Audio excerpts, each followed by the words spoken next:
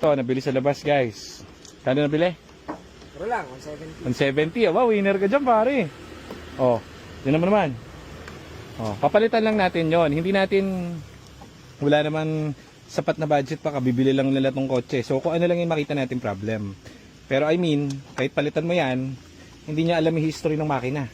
Hindi niya rin alam history ng trani. So kung dito ko pa lang, kita mo to. Kung ito pa lang, eh, tinipid mo na, pinandikit mo na, wala kang pambili nun. Isipin mo kung paano inalagaan ng may-ari yun. Tama? Yung ano, yung engine pati yung trani. Oh. Saan? Sa ECT? ECT. Di ba ano? Isipin mo maigi.